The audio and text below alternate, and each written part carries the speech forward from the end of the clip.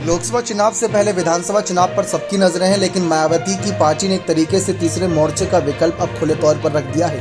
जी हां, हाल ही में गोंडवाना गणतंत्र पार्टी के साथ जिस तरीके से उन्होंने गठबंधन किया, ये इशारा दिया कि उनकी पार्टी तीसरे मोर्चे की तरफ जा रही है। छोटी क्षेत्रीय पार्टियों के साथ मिलकर मायावती की बसपा आगे बढ़ने की कोशिश कर रही है। जिन पार्टियों का अच्छी खासी पकड़ आदिवासी और तमाम अन्य समाज के वोटर्स में है, वो उनके साथ गठबंधन कर रही है। लेकिन इस बीच देखा जाए तो आम आदमी पार्टी, राष्ट्रीय लोकतांत्रिक पार्टी, ऐसी कई और पार्टियां, समाजवादी पार्टी जो उम्मीद में थी कि उनको भी किसी न किसी का सहारा मिलेगा, उनको अभी तक किसी का सहारा नहीं मिला।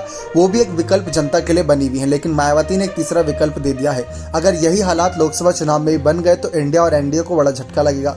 अखिलेश अभी हाल ही में नाराज हुए, वो भी इस बात से कि उनको पता चला कि जो गठबंधन बना है वो गठबंधन सिर्फ लोकसभा चुनाव के लिए है। इंडिया अलायंस सिर्फ लोकसभा चुनाव के लिए है, ना कि विधानसभा चुनाव के लिए। यानी विधानसभा चुनाव में कांग्रेस अलग लड़ रही है, आम आदमी पार्टी अलग लड़ रही है, समाजवादी पार्टी अलग लड़ रही है, तो सब एक दूसरे के खिलाफ नजर आ रहे हैं। लेकिन मायावती की बसपा छोटी क्षेत्रीय पार्टियों को इकट्ठा करके बीजेपी और कांग्रेस के खिलाफ चुनौती दे रही है।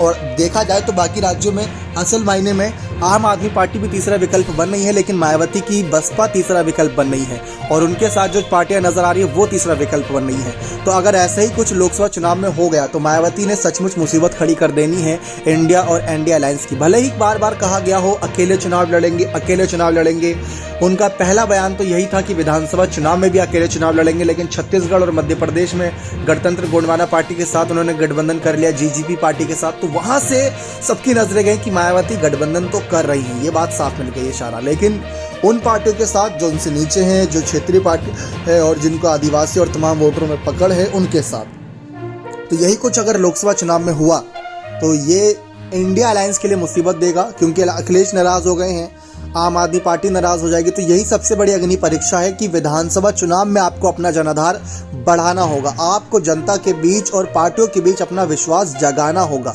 अपने आप को एक विकल्प के तौर पर दिखाना होगा। और मायावती की 20 रैलियां जो करेंगी वो इस बात की ओर इशारा होगा कि मायावती अकेले काफी हैं। लेकिन नतीजे क्या होंगे ये देखना दिलचस्प रहेगा। बने रहे चैनल के साथ। बहुत बहुत धन्यवाद।